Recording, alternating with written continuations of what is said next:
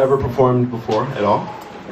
So I'm going to be doing another one of those poems. It's a privilege, man. It's a privilege. Yeah, it's a privilege to sit in front of you guys and speak. You guys are so beautiful and intelligent. This is society, so I can't complain about society when I'm sitting with society. Straight up.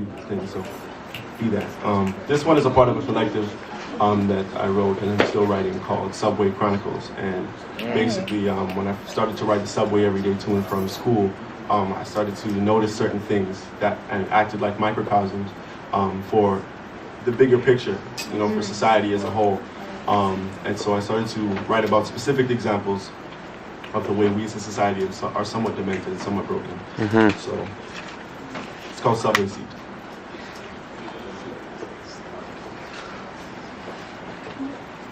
She swiftly walks into the train and takes her seat, confident that the metal and worn pad will carry her, almost like a comforter, and I couldn't help but notice. Her bright red cheeks shine by salty water and polish, and I couldn't help but notice. Her bright red cheeks shine by salty water and polished by punished precious palms pressed permanently on her perfectly placed person, propelled by purpose, propped on the prefix of perfection. She walks and her safety is in question. Her eyes were red with sadness, desperation. One that could only be quenched by the comfort and solidity of her confident seat. The uncomfortable, convenient, crushed cushion caresses her coarsely crafted jeans, and she is unsure. My eyes follow hers across what seemed like an eternity leading to a seat on the subway. Comfortable. I felt comfortable, contrasted by her obviously conscious confusion. I was concentrated on a crippled cranium crushed by a cornucopia of creative curses. She thought she caught my attention. Her eyes were red, her walk was shaky, and the way she took her seat, as if something had recently been taken from her. Something took advantage of her.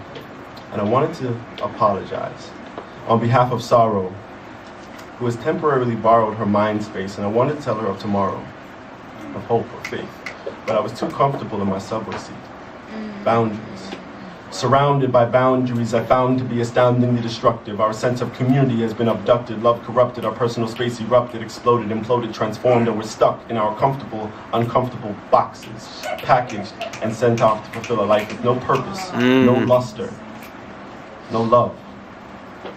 But thinking like that is way too deep as I sit here in my comfortable, yet uncomfortable subway seats.